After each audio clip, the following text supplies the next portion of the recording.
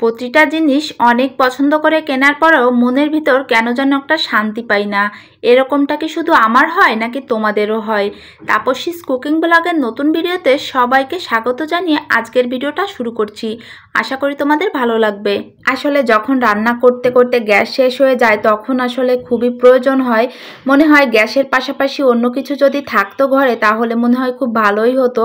সেইটা ভেবেই হলো এই চিন্তা যে একটা কারেন্টের চুলা নিব। তাই এই যে আমি একটা ইন্ডাকশন নিয়েছি, ইন্ডাকশন আর হলো ইনফ্রারেড।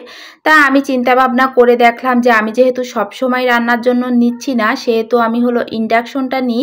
ইনফ্রারেড চুলায় হলো সব কিছু ব্যবহার করা যায়, মানে সব হাঁড়ি পাতিল। আর ইন্ডাকশন চুলায় হলো যে কোনো একটা নির্দিষ্ট পাতিল ব্যবহার করা যায়, যেমন ফ্রাই প্যান নির্দিষ্টভাবে সেটাও মানে ইন্ডাকশনে ব্যবহার করা যাবে এমন ফ্রাই প্যান কিনতে হবে। আর স্টিলের যে কোনো পাতিল ব্যবহার করা যাবে আর কি ইন্ডাকশনে, এটাই আর কি।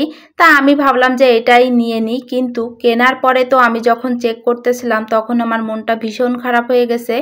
কারণ আমি প্রথমে ভেবেছিলাম যে আমার রাইস কুকারের বাটি তো স্টিলের, তাহলে ওইটা মনে হয় সাপোর্ট করবে, কিন্তু ওটা সাপোর্ট করলো না। সেটা দেখে প্রথমে মন খারাপ হয়ে গেছে। আর চুলাটা যখন অন অফ করার চেষ্টা করতেছিলাম তখন সঠিকভাবে অন অফ করতে পারতেছিলাম না, সেটা ইউটিউব সার্চ করে দেখে নিয়েছি, তারপর সমাধান পেয়েছি। যেহেতু রাইস কুকারের বাটিটা সাপোর্ট করতেছে না, আরও একটা কড়াই আছে আমার যে সাপোর্ট করবে, সেটা আমি ভেবেই রেখেছি। তারপরেও ভাবলাম যে একটা হলো কড়াই নিয়ে আসি। তাই এটা হলো আমি 1850 টাকা দিয়ে নিয়েছি। কড়াইটা কেমন হয়েছে অবশ্যই তোমরা কমেন্টে জানিও।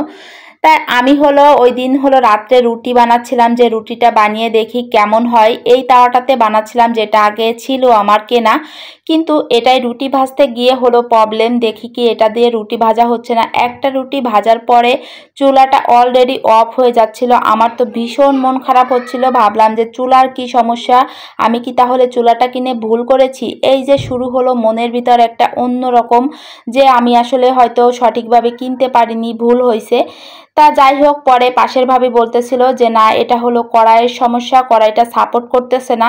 তখন হলো আর এক সমস্যা, যে আমি আসলে ভুল করেছি। আমার একই মানে সব রকমের কড়াই ব্যবহার করা যাবে এমন চুলাটাই নেওয়া উচিত ছিল। তারপরে আমি মনটা শান্ত করে ভাবলাম যে না, আগে রান্না করে দেখি। তারপরে এই যে দেখো, কড়াইতে আমি পরের দিন ঝোল তরকারি রান্না করে দেখতেছিলাম যে আসলে ঠিক কড়াইটা কি ঠিক আছে কিনা, রান্না করা যাবে কিনা। তারপরে দেখি যে এই যে রান্না করা যাচ্ছে। যাক, তারপরে একটু শান্তি যে না, কড়াইটা আসলে রান্না করা যাচ্ছে। আসলে আমাদের তো সব কিছু ইন্ডাকশনের জন্য একসাথে সব কিনতে পারবো না, হয়তো আস্তে আস্তে কিনতে পারবো।